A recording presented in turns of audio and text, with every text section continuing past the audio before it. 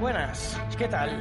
Estamos de vuelta. Saludos, moradores del refugio. Nos encontramos viajando de civilización en civilización, explorando tablillas, cuevas, catacumbas y todo tipo de ruinas ancestrales, recorriendo el mapa en busca de nuevas piezas arqueológicas.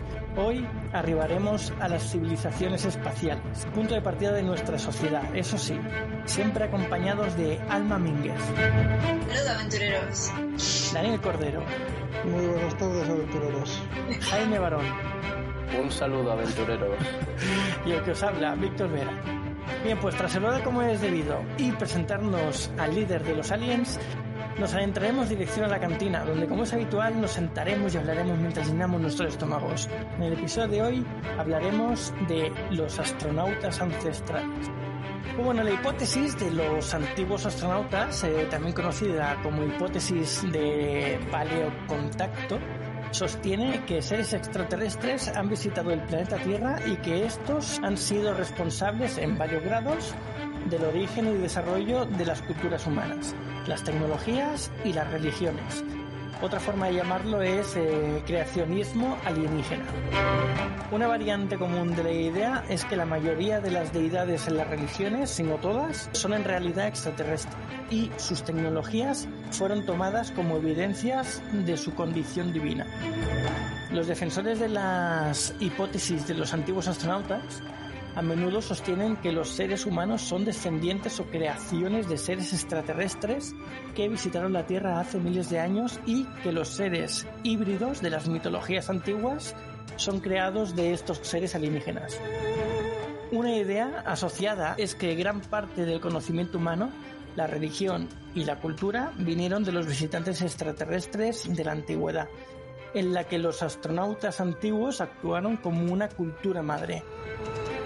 Defensores de los antiguos astronautas también creen que los viajeros del espacio exterior, conocidos como astronautas, construyeron muchas de las estructuras en la Tierra, como las pirámides de Egipto, las mayas y de otras culturas, y las cabezas moai de piedra que hay en la isla de Pascua, o ayudaron a los seres humanos en su construcción. Los proponentes argumentan que la evidencia de los antiguos astronautas proviene de las lagunas en los registros históricos y arqueológicos. También mantienen que las explicaciones incompletas de datos históricos o arqueológicos apuntan a la existencia de antiguos astronautas. Dicen que las pruebas incluyen artefactos arqueológicos que según ellos son anacrónicos o van más allá de las capacidades técnicas de las culturas históricas con las que se están asociando, algunas veces referidos como OPARTs.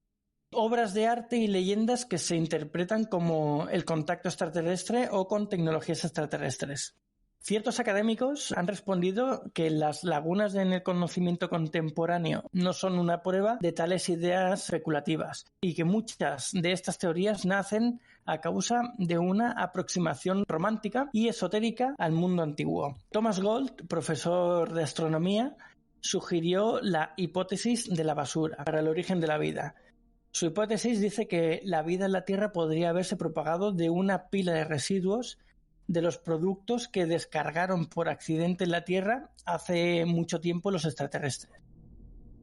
Bueno, la serie de televisión Alienígenas Ancestrales, en el canal History Channel, que también está en Netflix además, cuenta con los principales defensores de la teoría de los antiguos astronautas e incluye entrevistas con ufólogos como Giorgio Tsoukalos, Eric von Daniken y Stephen M. Greer y Nick Pope. Y bueno, un poco hablando de Stephen Greer con su proyecto Sirius, bueno, está un poco relacionado con el astrónomo y científico de la USAF, Allen Hynek, que desarrolló una escala para identificar y clasificar los encuentros con extraterrestres. Entonces aquí dentro de esta escala tenemos el CE1, que sería un testigo sin interacción. El CE2 serían que ya tienen pruebas físicas. El CE3 sería avistamiento del extraterrestre. Y luego hubo una cuarta más controversial que fue añadida más adelante, que es el CE4, que sería contacto a bordo de la nave. Y lo que decía antes de Stephen Greer es que pues añadió una que sería el CE5 y trataría del contacto iniciado por humanos. ¿Y yo en qué C debo estar? Porque yo convivo con uno. Entonces, ¿yo qué C soy? El Yo debo ser C6. el C6 ya, ¿no? Yo ya... Convivencia con... C7 diría yo. Dani ha implementado una nueva categoría a la lista y es el C6. No, digo que además no es un extraterrestre cualquiera. Es un azotamentes, así que...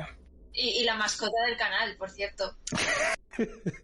Bueno, algún día vamos a sufrir daños cerebrales, ¿eh? O sea, Daniel primero y tú ya lo sufres. Bueno, pues entonces Víctor, Alma y yo seremos los siguientes. Te acompañaremos en tu tormento, Dani. Antonio es un tío majo. Sí, sí. Es un ilítida muy majo. Lazotamente. Claro, es un azotamentes, es un tío majo, es un tío guay, pero mascota no. Mascota no entra dentro de la categoría. Que su nombre no es Antonio. Antonio le llamo yo porque su nombre es impronunciable. Le pareció bien, Antonio. Bueno, ¿qué? nada, yo fíjate tú, el tema, bueno, este tema ya sabemos que se ha tratado por muchas personas y yo no sé si está hablando de la serie de Netflix que has dicho, ¿es posible que esté basado en el libro de Astronautas Ancestrales? ¿Puede ser, Víctor? Pues basado específicamente en ese no estoy seguro, pero hay un montón de libros con esta temática. Sí, el libro de los antiguos ancestrales, para quien le interese, fue escrito por Jacques Bergier, George H. Galet. Siento mucho la pronunciación, pero es que yo tampoco soy un gran experto en pronunciar nombres chungos. Y bueno, básicamente estos dos pues fueron los que escribieron este libro. Y bueno, pues al que le interese todo el tema de la especie humana, su civilización y todo el tema de los visitantes, pues aquí tenemos un libro pues para que da para rato, ¿no? O sea, y ya para terminar mi pequeño turno, la idea de que procedemos de la basura no es una idea que realmente me satisfaga, Víctor. O sea, busca otra teoría porque eso no me gusta, no me convence. O sea, prefiero pensar que venimos de Los Ángeles. No te voy a mentir. Bueno, le puedes llamar también teoría de la panspermia. Al final acaba siendo lo mismo. Bueno, explica esa teoría que al final la gente se estará quedando. Bueno, la teoría de la panspermia es que venimos de las estrellas, pero por el simple hecho de que sistemas orgánicos, organismos unicelulares o lo que sea que haya por ahí, pues se enganchan a meteoritos, asteroides, pues caen en la Tierra y en la Tierra, gracias a eso, pues aparece la vida en la Tierra. Tanto en la Tierra como en otros mundos que se den las condiciones. Entonces la panspermia es eso, básicamente, que venimos de por ahí, de muy lejos. Hace mucho tiempo, en una galaxia muy, muy lejana... Desde el lado de la ciencia, desde el punto de vista científico, el origen de la vida per se es algo que todavía no está dilucidado. No se sabe exactamente cuál es el motor primigenio de la vida per se. Sí que se sabe las condiciones que favorecen la expansión de la vida, la formación de la vida y todo el medio que se necesita para seres basados en el carbono como nosotros. Pero lo que es el punto inicial no se sabe. No es algo que se pueda decir categóricamente desde el lado científico. Entonces, esta teoría encajaría, como teoría, obviamente no se puede decir que sea ni siquiera algo tratado por la ciencia, porque no lo es, pero encajaría en esta posibilidad, ¿no? Entiendo yo. Mira, aquí Gabrielius nos dice como el final de Prometheus. Madre mía. ¿Quitando spoilers? ¿Spoiler? Puede ser. Cuidado, es verdad, ¿eh? Hay que tener mucho cuidado porque luego te matan a críticas. Bueno, para olvidar que hemos dicho un spoiler, vamos a leer el chat. Dice Gabrielius que entonces Dani es la mascota de Antonio. Dani, ¿algo que decir respecto a eso? ¿Antonio? Dice que por ahora no, que soy un experimento de pruebas y está aquí estudiando a la humanidad, que como mascota no, que no sé qué es peor, si mascota o experimento. Bueno, pero eso que acabas de decir, eso es otra teoría, ¿no? Que efectivamente que a lo mejor la vida en la Tierra es un experimento de estos astronautas ancestrales, ¿no? O sea, porque estamos diciendo que a veces la vida se generó por accidente, pero también existe esta teoría de que a lo mejor la Tierra es, pues bueno, un hábitat en el que se puede generar la vida, además condiciones favorables, por así decirlo, y entonces pues existe la hipótesis de que los seres humanos pues son efectivamente un experimento de los extraterrestres para ver cómo nos desenvolvemos y cómo evolucionamos. ¿Qué tenéis que decir respecto a esta teoría? Yo, a ver, que seamos un planeta laboratorio me cuesta de creer. Que hayan pasado por aquí, que hayan visto cómo somos, que hayan investigado nuestra fisionomía, nuestra manera de ser, yo ya no. Pero que seamos un experimento per se, que nos hayan creado y modificado a su gusto como si fuésemos un montón de plastilina que puedes remodelar cuando les da la gana, yo no lo creo. Pero bueno, es otra teoría. Sí, esa es la que comenté yo en el episodio que hicimos de las energías. Es básicamente lo que yo dije, que la Tierra es un planeta laboratorio y aquí vienen las especies de todo el universo a implantar su ADN o sus cromosomas, su lo que sea, para investigar. A lo mejor, no, aparte de los humanos, porque del mismo modo, no solamente los humanos, sino que también me imagino que el resto de especies. A lo mejor incluso los dinosaurios también, sin ir más lejos, fueron experimento de los extraterrestres. Pero parece ser que este experimento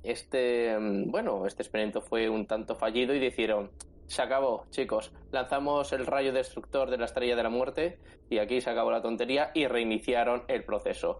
Vamos a ver esta nueva raza, a ver cómo conviven.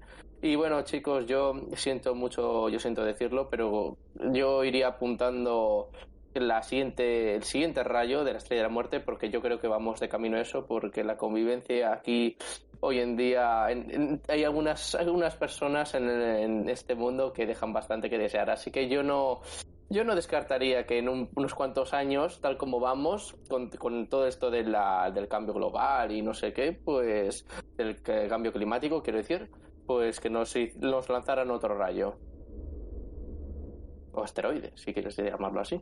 Comentar cosas. A ver, todas estas teorías de los antiguos astronautas, de los astronautas ancestrales, se basan en determinadas cosas, determinados hechos históricos que están en duda. Entonces pueden ser de categoría artística, obras de arte que contienen algún elemento extraño para la época, anacronismos, como ha dicho antes Víctor.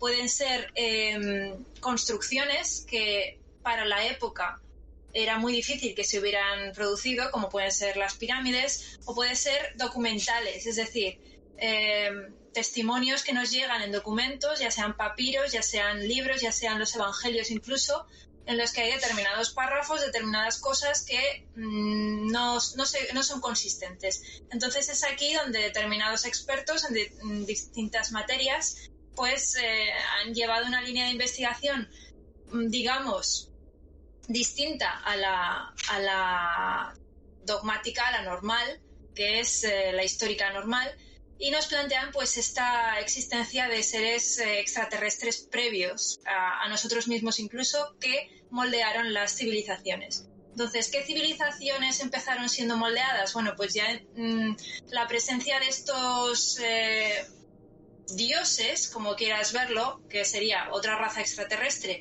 que ejercería de deidad en el momento, empieza ya con Sumeria, con Mesopotamia. Ya sabéis que toda la zona de Mesopotamia es la cuna de la civilización.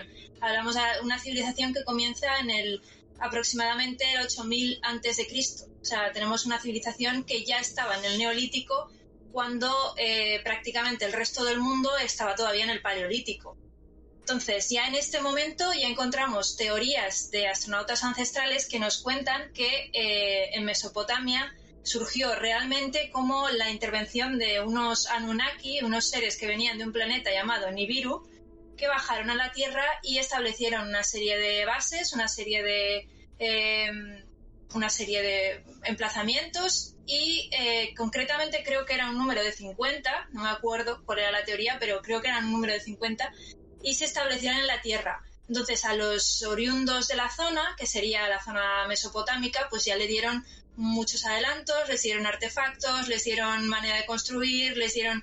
Ya sabéis que toda la zona de Sumer, toda la zona de Mesopotamia, ya desde hace mucho tiempo tenía pues métodos de riego bastante avanzados, construía sus zigurat, que son estas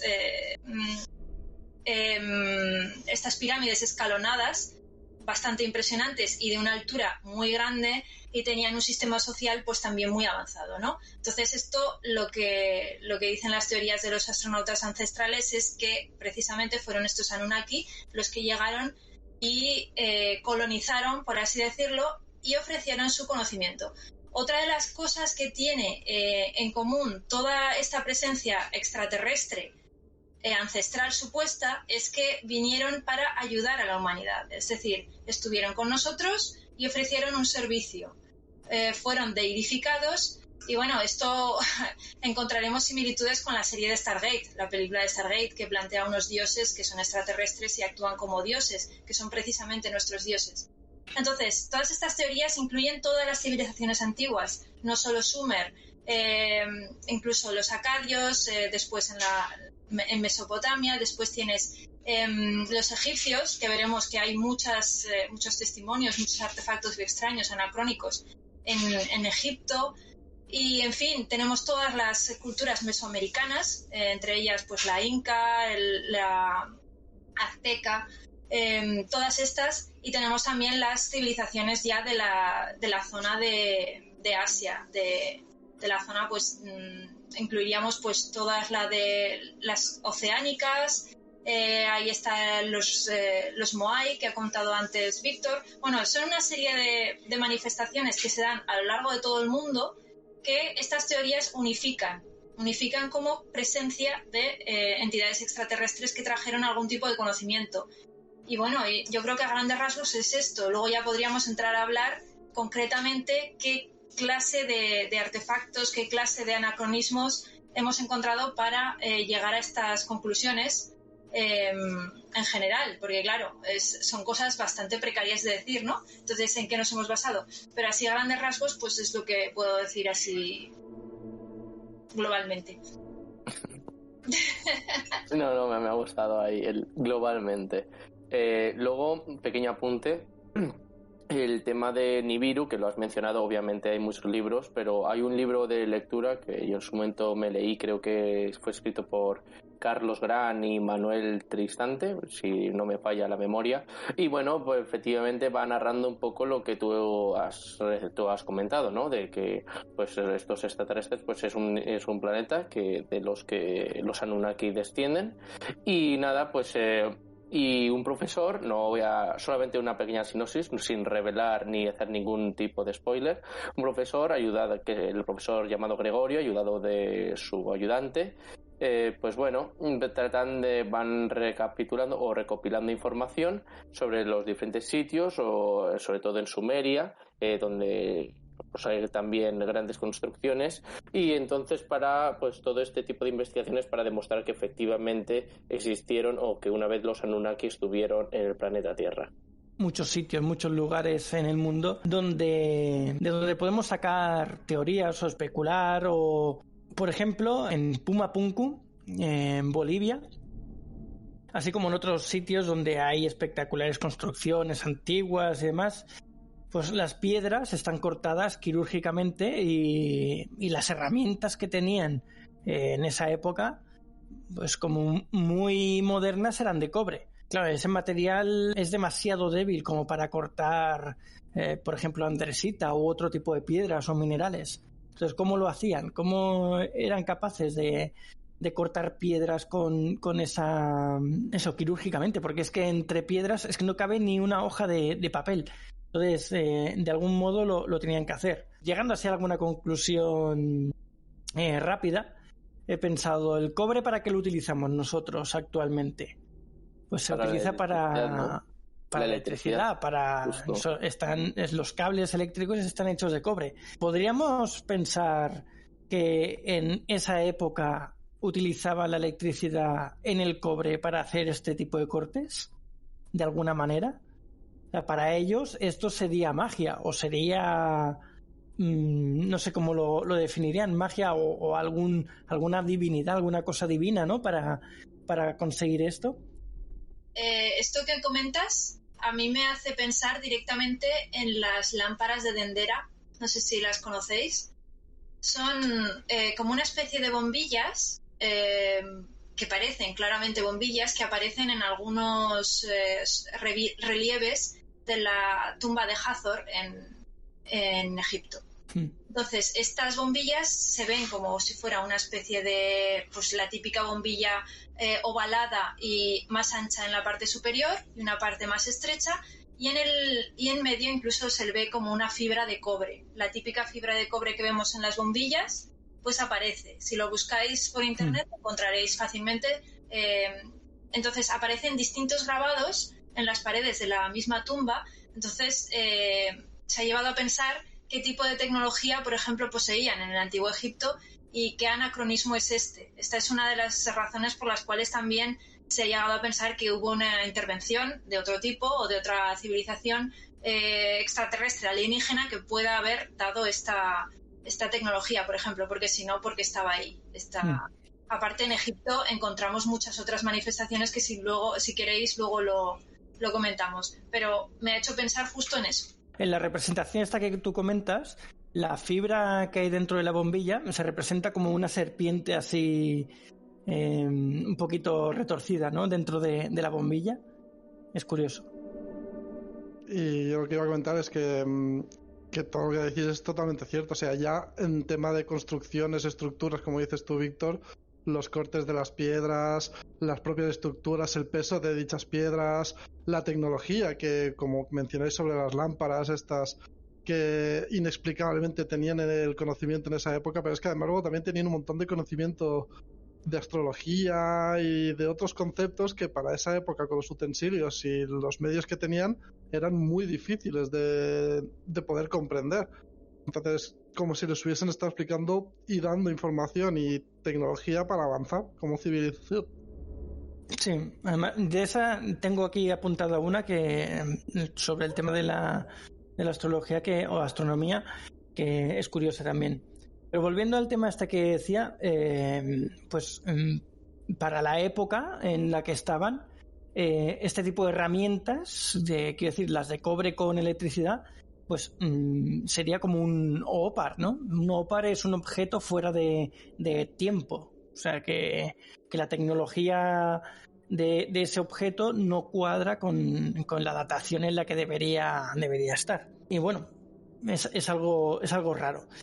Y después otro misterio que se me ocurre a colación de esto mismo es que cómo lograron mover luego estas piedras tan pesadas y tan enormes. Pues si dominaban la electricidad, pongamos el supuesto de que sí, que realmente los cortes se hacían con electricidad, pues es posible que también dominaran los campos electromagnéticos. Y gracias a estos se sabe o se puede lograr que se puedan hacer flotar las piedras y que sea una forma sencilla de moverlas. Yo creo que al final apareció Jean Grey y con sus poderes telepáticos empezó a moverlas al estilo levantando con un gran campo gravitatorio. No, pero efectivamente es cierto todo lo que estamos diciendo. Lo que pasa es que, o sea, esta teoría no sé si lo has dicho, ¿cuándo exactamente surgió? Hablo de la teoría del origen de los astronautas ancestrales. ¿Fue a finales del siglo XIX, puede ser? ¿O...? Es que no me acuerdo muy bien. ¿De la primera vez que se dijo sobre esto? Sí, exacto. Eso no lo sé. Pero vamos, que esto viene muy lejos. Sí, pues aunque la teoría fuese hace un par de siglos, esto viene de muchos siglos atrás también. Milenios incluso. Sí, efectivamente, proceden de los millennials. No, es que como se te ha cortado un poco, he aprovechado la jugada para decir, sí, se le ha dicho Millennium, ya lo sabéis, fueron los Millennials los precursores de esta teoría. No, pero, o sea, yo tenía entendido que la primera vez que surgió, creo que fue a finales del siglo XIX y principios del siglo XX, pero claro, el mero hecho de que existan todas estas construcciones, probablemente el hecho de que los primeros esbozos de toda esta gran hipótesis construida, pues no me sorprendería para nada que surgiera, pues que hubiera surgido, pues desde pues primero o segundo siglo, porque es lo que vosotros decís, las pirámides están ahí, ya sea pues en Egipto, luego también en el Imperio Azteca, no fue en el Maya, pero en el Maya fue donde tenemos la otra pirámide y bueno, otras construcciones en las que construcciones colosales que en antaño pues resultarían pues imposibles de hacerlas con la tecnología que disponían. Entonces efectivamente pues no me sorprendería que hubieran surgido los primeros o los inicios de toda esta hipótesis desde hace ya mucho tiempo. Claro, y partiendo de todo esto, ya sabiendo que puede ser que hayan sido otras civilizaciones que hayan venido aquí a darnos la tecnología, los conocimientos y los medios, es normal, que creo que lo habéis comentado antes, que los veneraran como a dioses. Seres que bajan de los cielos, que no saben de dónde proceden, que tienen unas habilidades y unas aptitudes y unos conocimientos que escapan a todo su entender, normal que los veneraran y los trataran como si fuesen dioses. Los tratan como a dioses, claro. Si te viene una tecnología regalada que no entiendes, pues lógicamente va a ser un dios el que te la dé, aunque sea simplemente otra raza que esté un poco más avanzada que tú. De todas maneras, con todo esto tenemos que ser cautelosos, porque, por ejemplo, en el tema de las pirámides o la construcción de monumentos, hay muchas teorías y no se sabe exactamente cómo lo hicieron, pero hay muchas teorías de cómo, por ejemplo, fueron construidas o pudieron ser construidas las pirámides de Egipto, moviendo las piedras desde la cantera y desde el río, que tenían el río Nilo, y en sus afluentes pues podían mover con barcos lo que son las piedras desde la cantera y después pues con una serie de troncos y una serie de aparejos pues ir levantando las piedras. Hay muchas teorías de cómo lo hicieron, pero claro, no hay ninguna demostrada porque no hay nadie que haya sobrevivido para contárnoslo. Entonces todo está abierto a interpretación. Lógicamente hay muchas cosas que son extrañas de entender, sobre todo en el tema de Egipto. Encontramos muchas historias muy raras. Por ejemplo, en Egipto hay muchísimos artefactos fabricados en material de meteorito extraterrestre. Son materiales que se sabe que vienen de fuera, son de exoplaneta, vienen de fuera de la Tierra, y hay muchísimos enseres, tanto en construcción como en abalorios, en peines, en afeites, etcétera, que se han encontrado de este material. Puedes decir, qué curioso, ¿no? Incluso encontraron cierto material en una puerta que datado con el carbono 14 les daba más de 5.000 millones de años o algo así. Obviamente del espacio exterior.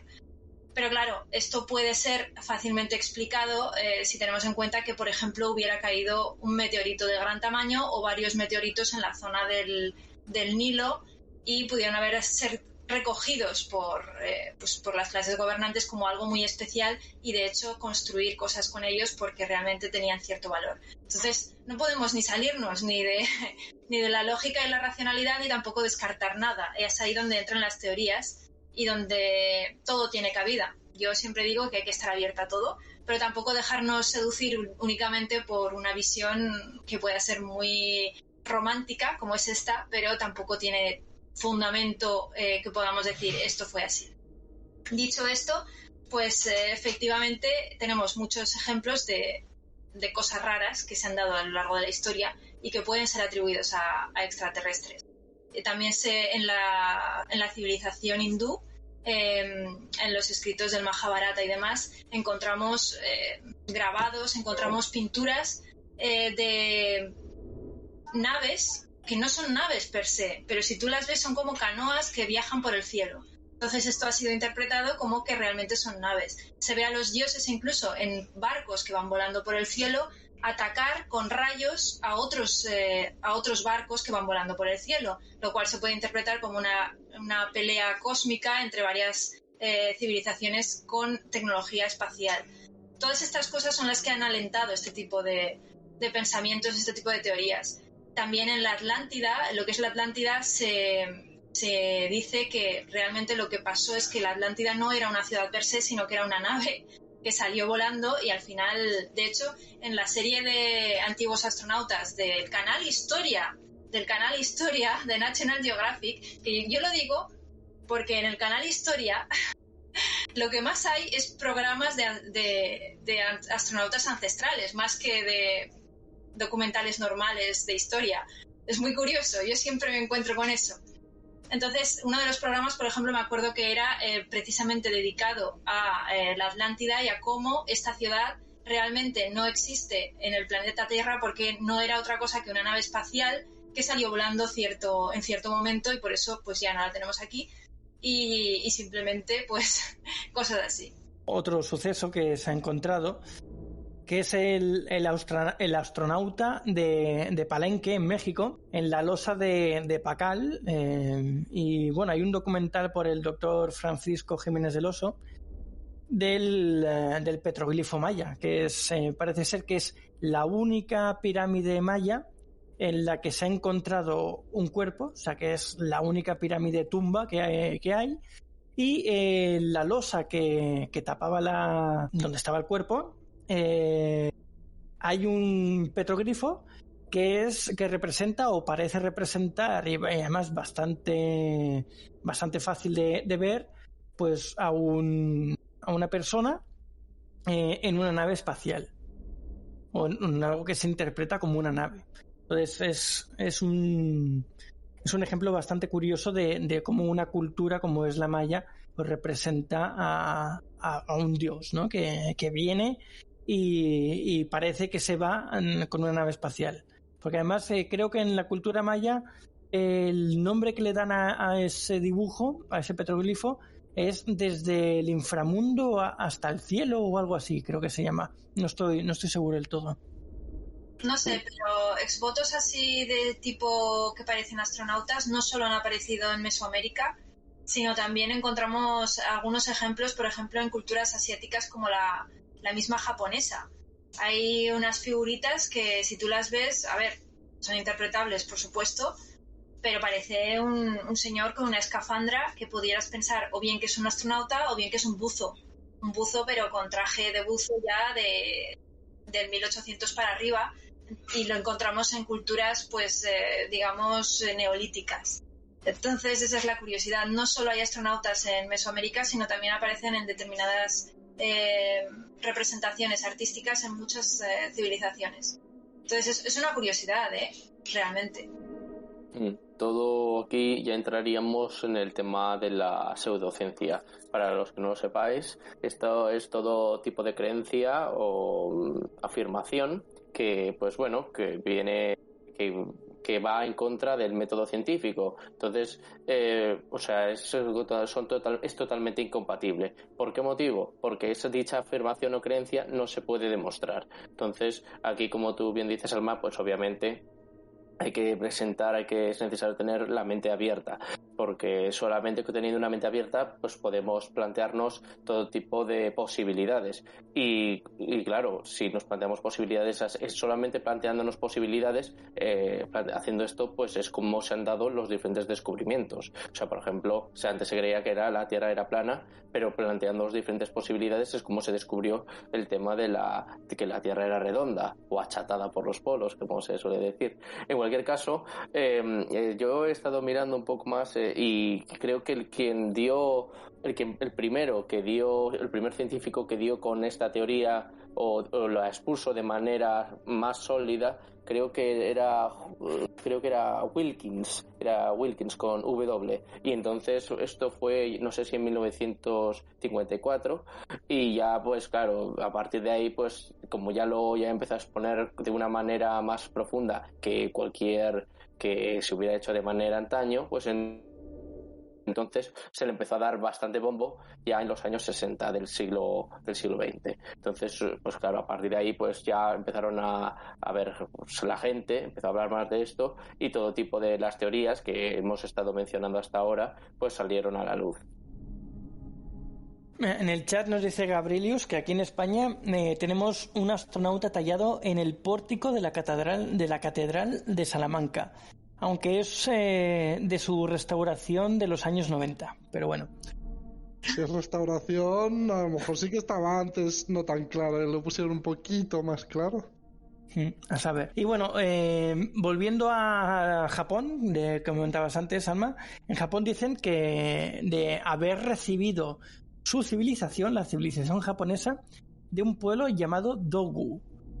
Y hay escritos antiguos que hablan que llegaron de Amma no Tori Bune, que significa pájaro, nave, universo. Así que tiene bastante... Curioso, ¿eh? Sí, que parece que sí, que vinieron de esa civilización. Pájaro, nave, universo, que significa pues una nave espacial que vino volando. Pero no pequeña. No, el pájaro lo ponen por el hecho de que volaba, no porque fuese pequeño. En kanji, ya una representación en kanji de esos términos que has dicho, entiendo, ¿no? Sí. Entonces, claro, según esto, dicen que una civilización llamada Dogu vino en una nave que volaba y proveniente del universo. Así que es curioso también. Y otra cosa de las que comentabas antes, de las canoas que van por el cielo y luchaban y demás, yo supongo que te refieres a los vimanas que aparecen en los textos sánscritos de la India, que hablan de esto, de las naves vimanas. Y bueno, la batalla esta, que además hay una ilustración, una pintura, que es, ¿no? Que se ve como hay varias naves representadas por diferentes dioses que se están disparando cosas. Entonces parece ser que hubo una batalla de civilizaciones del universo en los cielos de India, así que es curioso. Sí, es que, a ver, todo lo que fomenta esta pseudociencia que dice Jaime es precisamente determinados hechos que no son fáciles de explicar, o que son muy raros, o que dices, ¿esto por qué es así? Y respecto a lo que comentas de pseudociencia, el término pseudociencia a mí no me gusta mucho porque parece un poco peyorativo. Es todo aquello que no está dentro de lo que es la ciencia per se. Pero no tenemos que olvidar que la ciencia, el método científico, se basa en ensayo y error y que constantemente está reevaluándose y negándose a sí misma. Es decir, por poner un ejemplo, las tesis iniciales contaban que neandertales y homo sapiens acabaron entre ellos por lucha bélica, es decir, que los homo sapiens prevalecieron porque se cargaron a los neandertales, ¿no?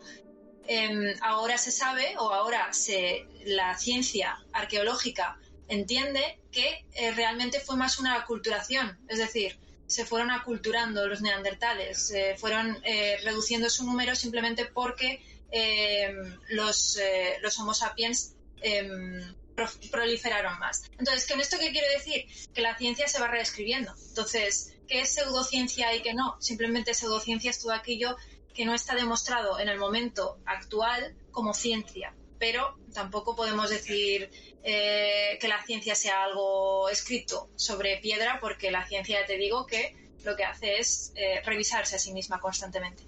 Nada, quería puntualizar eso.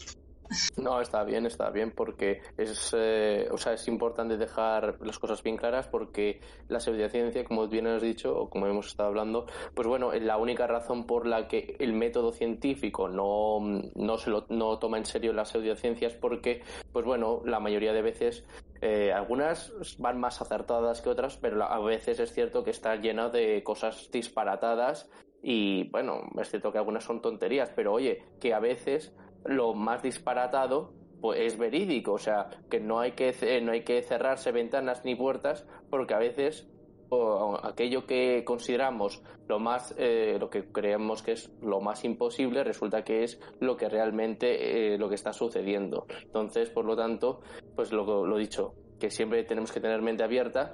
Y bueno, el tema de la pseudociencia al final, pues que con el paso de la historia pues acaba convirtiéndose en ciencia. ¿Quién sabe? ¿O no? No, a ver, efectivamente, nunca se sabe. O sea, todo es al final, como tú dices, prueba y error. Y hasta que se demuestra, con un gran número de intentos y experimentos, pues al final pues aquello que quedase que antaño no se podía demostrar, se acaba demostrando, y entonces ya en ese aspecto esa teoría que formaba parte de la pseudociencia pasa a formar parte de la ciencia. No, estaba enviándoles por el chat el nombre, los Vimanas. Si buscáis la batalla de los Vimanas o cualquier cosa así, veréis varias ilustraciones que representan para esa época pues diferentes tipos de carros o de canoas o de lo que sea, pues volando por el cielo y señalándose unos a otros, un rollo te voy a tirar las lanzas, ¿sabes? Y disparándose y demás. Es curioso. Bueno, si eran canoas que estaban flotando en el aire, no creo que fueran lanzas, probablemente fueran rayos de láser. No, lo que pasa es que rayos hay de plasma. Hay una ilustración, porque claro, en esa época pues pintaban lo que conocían. No iban a pintar una nave rollo Star Trek, la Enterprise, con rayos de fotones. Entonces ellos lo que hacían era pintar carros tirados por bueyes, carros en sí, con las ruedas de palos y demás, o elefantes o cosas que fuesen de transporte. Pintaban eso y alrededor pues pintaban gente volando que cargaban lanzas y que las lanzaban. Entonces para ellos eso era lo que conocían y era lo que dibujaban. Pero claro, hay que interpretar qué es lo que querían dibujar exactamente, que habían visto y que no entendían, y que lo dibujaron de esa manera porque era lo único que conocían en esa época. Claro, es que a mí es lo que me choca. Si es lo que habían visto, si me dices que es lo que les habían explicado y ellos lo entendieron como transporte con lo que ellos tenían y demás, pero de haberlo visto, puede que no lo entiendas, pero intentas plasmarlo más o menos. No pones bueyes y elefantes. Te intentas acercar más a lo que has visto y no a lo que tú entiendes, porque al fin y al cabo no lo entiendes. Por mucho que pongas un elefante vas a seguir sin entenderlo. No, pero para ellos es lo que representaba. Un carro y un elefante son elementos de transporte. Para ellos una nave era un elemento de transporte y lo representaban de esa manera porque no llegaban a entender qué era una nave. Pues no entendemos qué es esa forma. Entonces, para representarlo de forma que lo entendieran todos, pues pintaban esos carros o elefantes para que todos los que vieran en esa época esa pintura entendieran que era un elemento de transporte que estaba volando y que además se disparaban lanzas, o sea, lo que sea que disparasen, para que todos los que lo vieran lo entendiesen. Pero si pintan un ovni disparando un rayo láser, pues nadie sabe qué significa eso. Sí, no, generaciones siguientes, cuando vean el dibujo, lo entenderían, eso sí. No, lo entenderían si vuelven a verlos. Exacto, si vuelven a verlos, claro. Pero si no lo vuelven a ver, como creo que... Bueno, igual sí que los vieron más, pero no entenderían que eso...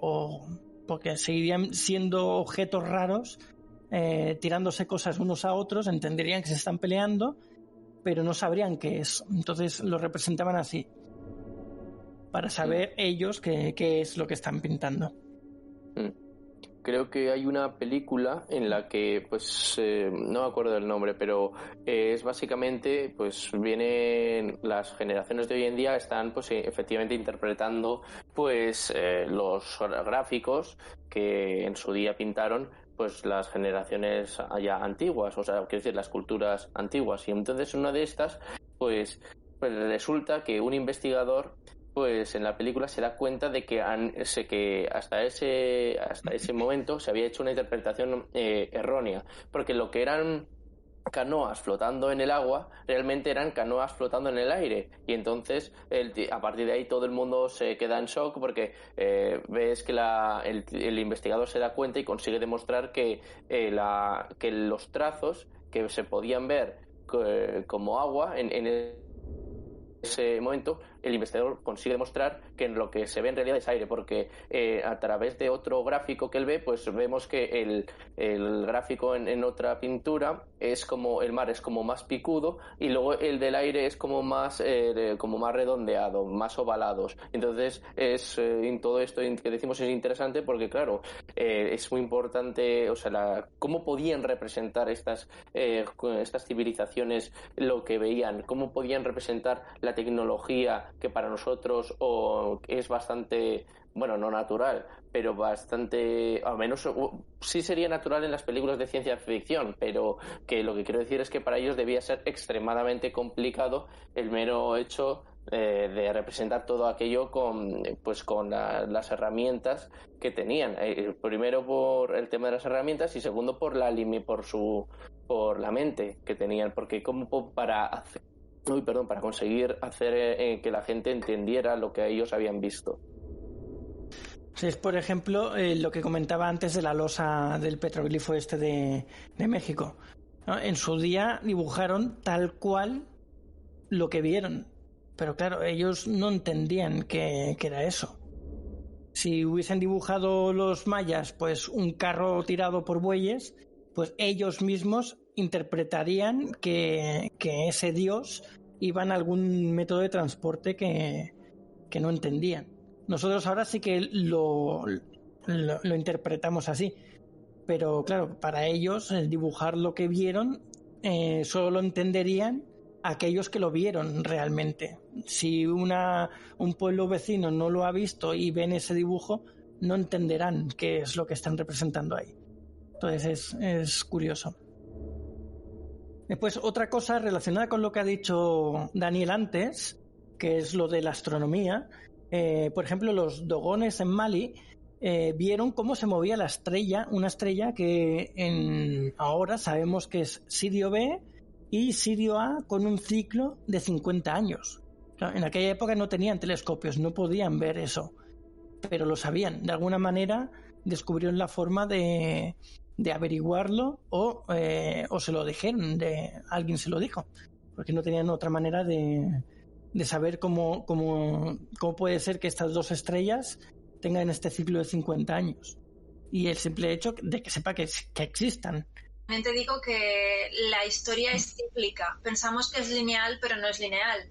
Los conocimientos a lo largo de la historia no siempre, quiero decir, van en altibajos. Por ejemplo, en el caso que ha dicho antes Jaime de que la Tierra es redonda, todos entendemos que cuando pensamos en esto, pensamos en Galileo Galilei y sin embargo gira y todas estas cosas, ¿no? Pero lo que no pensamos es que ya en la antigua Grecia los filósofos y astrónomos presocráticos incluso ya calculaban órbitas y ya sabían ellos que la Tierra era redonda. Hay estudios que lo demuestran. Entonces, este conocimiento que tenían en la antigua Grecia se perdió en el tiempo y fue recuperado otra vez mucho más tarde en la historia. Entonces, quiero decir que lo que sepan unos o no sepan otros, también pensemos que la Tierra es muy grande y que aunque haya habido muchas rutas de comercio y mucha relación entre civilizaciones, no siempre ha sido igual, ha sido bastante desigual en muchos casos. Y como os digo, el conocimiento muchas veces se pierde. Recordad, por ejemplo, la quema de la Biblioteca de Alejandría y la cantidad de conocimiento que se perdió de grandes autores y de todo en ese momento histórico. Y como esos, tantos otros. Entonces, quiero decir, ¿tenían conocimientos astronómicos suficientes como para determinar esta datación que tú has dicho, Víctor? Pues es que tampoco lo sabemos, ¿sabes? O sea, claro, queremos darle nociones de por qué saben esto, porque han venido unos extraterrestres y se los han dado. Igual sí, igual no. Quiero decir, todo es posible. Sí, no, está claro. Actualmente, a día de hoy, está lo que sería el primer mundo, que es tecnológicamente muy avanzado, podríamos decir, y a la vez conviven en este planeta tribus que están perdidas en la selva y que no han visto ni una sola persona fuera de lo que es su propia tribu. Y van con taparrabos, van con palos lanzas y cazan lo que comen y beben lo que les cae de la lluvia. Y ya está. Ahora imagínate que llega un cataclismo, nos vamos todos al carajo y solo sobrevive esta tribu. Pues cuando esta tribu evolucione de aquí cientos miles de años y descubran los restos de la civilización actual, que sí que tenía la tecnología, pues pensarán cómo puede ser que la época en la que nuestros ancestros aún no sabían ni que existía otra gente, haya tecnología pues como teléfonos móviles, pues ordenadores o lo que sea. Para ellos será un opar en una época que para ellos no debería haber absolutamente nada. Debo decir que soy muy fan de esto ahora mismo, ¿eh? Molaría mucho que todos los talleres sobrevivieran los que están más subdesarrollados, que cuando pase el tiempo descubran todo lo que habíamos aprendido por nuestra cuenta como raza, que es la misma que ellos, y que se piensen que todo esto nunca había existido y que es una raza alienígena. Soy muy fan ahora mismo de esta teoría. Madre mía. Esta me la apunto como mía, me la acabo de inventar. Vale, me parece es como la teoría del tiempo, es mía, a lo mejor ya hay otro que ha hecho una película, pero me la acabo de inventar yo, Public. Me molaría mucho ver por una ventanita qué pasaría si eso ocurriese, la reacción de la gente cuando descubra todo lo que hay perdido por el planeta que ellos desconocían, y a ver qué teorías se montan de cómo una civilización que según ellos tendríamos que ser todos iguales en su época, teníamos esos conocimientos. Eso sería, vamos, fan. Bueno, simplemente es pensar que, por ejemplo, los mayas o los indios, cuando en la época de los vimanas estos, pasó precisamente eso. Había gente muy desarrollada que murió y solo quedaron ellos. Por lo tanto, para nosotros ahora, ellos tienen OPARs que no entendemos en esa época. Fácilmente. Nada, esta teoría esperemos. A ver, yo, por muy. Veo que tú eres muy fan de esto, Dani. Esperemos que no tengamos que desaparecer todos para que se demuestre, ¿no? Porque, pues bueno, que podría darse, ¿no? La situación, porque la tecnología. Pues ya sabemos que tiene gran poder destructor o lo que fuera, que es posible que se lleve a cabo un gran cataclismo por la razón que sea, pues, y que solamente ellos consigan sobrevivir, cosa que es bastante posible porque ellos están más adaptados al tema de la naturaleza y nosotros pues estamos pues más adaptados a lo que se refiere que es urbano, de tal manera que incluso aunque no ocurriera ningún cataclismo y lo único que se fuera a tomar por saco fuera la tecnología, entonces probablemente ellos tendrían más probabilidades para sobrevivir, porque nosotros ya estamos acostumbrados a las comodidades de la ciudad. Luego hay otro hecho que sucedió que no recuerdo ahora quién fue, que fue a África y habló con alguna tribu de por allí, y resulta que hubo una época en la que 24 culturas africanas viajaron a Argelia y pintaron cada una por separado la misma criatura que vieron, que les visitó, parece ser del espacio extraterrestre, y se reunieron en el Tassili para adorar a esa criatura que todos vieron en su momento. O sea que es algo extraordinario ver a 24 diferentes tribus, por decirlo de alguna manera, o culturas, se ven poco entre ellas y que todas dibujen lo mismo. Entonces es curioso también esto. Esto suena a Tulu, Esto suena pero que muy, muy a Tulu. O sea, porque el Tulu tenía poderes telepáticos, o sea que a lo mejor todos ellos eran sus seguidores. Tulu, que hay un montón de primigenios, puede ser cualquiera o cualquiera de sus creaciones. Sí. Además, y luego también hay por ahí una pintura de dos seres iguales a los grises, pero esta pintura es de hace miles de años, está datada en hace miles de años, así que hace tiempo que andan por aquí también, parece. Toma ya. Y luego vinieron los hombres de negro y empezaron a estudiar a todos los extraterrestres. Perdón, es que me lo has dejado un poco a huevo, Víctor. Cuando has dicho grises, bueno, pues nada, ya está. Vienen los de negro, los Men in Black. Bueno, y después hay otra curiosidad, que es el Yabarén, que es el Valle de los Gigantes, que hay pinturas del dios de la lluvia en las que se mueve por encima de las nubes con una escafandra, mientras otros le adoran desde abajo, ¿no?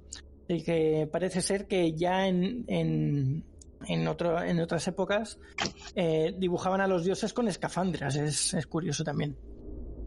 Estilo Misterio, este tío de Spider-Man, el tío este que tenía la escafandra también, y bueno, que ostras, a lo mejor os imagináis que Misterio, el diseño de Misterio precisamente ha surgido de ahí, un tío con escafandra y como es de la lluvia, probablemente en vez de un rostro lleno de nubes, con un traje ahí potente y una capa, por supuesto, porque todo ser poderoso debe llevar una capa ahí que cuando esté flotando en el aire pues se mueva con el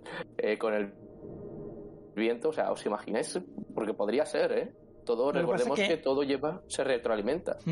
Llevándolo a la realidad, yo creo que más que nubes dentro de la escafandra, lo que tenía es que se había empañado el cristal. ¡Qué crack! Y claro, desde fuera lo ven todo así blanquecino. Y el otro desde dentro, en plan, no te limpies que quedas mal, déjalo todo épico, no limpies el... Habla con voz de tenebrosa, ¿no? ¡Hola, estoy aquí! No, la verdad, y se quita la máscara y la escafandra, como quieras decirlo, y descubrimos la dura realidad de decir, vale, hubiera sido mejor que no te la quitaras. Un poco como Star Wars, ¿no? La 7ª película, El despertar de la fuerza. Yo ese momento me quedé muy, pero que muy chafado. Simplemente digo eso y continuamos, porque no quiero hacer spoilers. Bueno, pues para resumir, hay un montón de historias, de teorías que se pueden demostrar porque se pueden ir a ver, como la que hemos dicho de, por ejemplo, de la losa que hay en México, del astronauta de Palenque, las pinturas de los Vimanas. Hay un montón de evidencias que se pueden ver y se pueden interpretar de diferentes maneras. Una de estas maneras es, pues, esto, ¿no? Los astronautas ancestrales. En este tema tenemos una representación, por ejemplo, en series o películas, como hemos dicho ya, como ha dicho Alma, que puede ser Stargate. Por ejemplo, también los documentales que están en Netflix o en el canal de Historia. Y después también tenemos libros, por ejemplo, el libro de los antiguos astronautas, que es del 1982. Hay otro que se llama 50 pruebas de visitas extraterrestres en la antigüedad. Otro que se llama La cuestión de los alienígenas ancestrales. Y bueno, ya habrán un sinfín más que no habré encontrado, ¿no? Y bueno, yo creo que podemos ir dejando por aquí el tema porque, como hemos dicho, se nos viene el tiempo encima siempre. Llevamos ya cerca de 1 hora. Y ya está. Y dejar el tema por aquí, si os parece bien. Perfecto. Me parece bien. Vale, pues tras tanta charla y llenar nuestros estómagos de deliciosa comida de bebida, saldremos de la cantina espacial en busca de alguna otra aventura. Pero no antes de deciros alguna de nuestras redes sociales y el email para contactarnos. Tenemos en Discord un servidor que se llama Saga Galdin, todo juntito, donde podéis encontrar información tanto del podcast como de los libros que vamos publicando, cada uno de nosotros. Después tenemos el email de Refugio el Aventurero, que es refugioelaventurero@gmail.com. El Instagram de Alma, que es @alma_mínguez. El Instagram de Jaime, que es @jbarongrau. Tanto a Daniel como a mí nos podéis encontrar en cualquier red social como @sagagaldin, todo junto también. Y nada, muchas gracias por escucharnos, por estar en Twitch en directo escribiéndonos, escuchándonos. Y nos vemos pronto en el siguiente programa Refugio el Aventurero, que será el próximo viernes. Buen viaje, aventureros. Muchas gracias por seguirnos en el programa de hoy y hasta la semana que viene, aventureros. Muchas gracias por estar una semana más con nosotros y nos vemos la semana que viene, aventureros. Pues cerramos aquí y nos vemos en el siguiente capítulo, aventureros.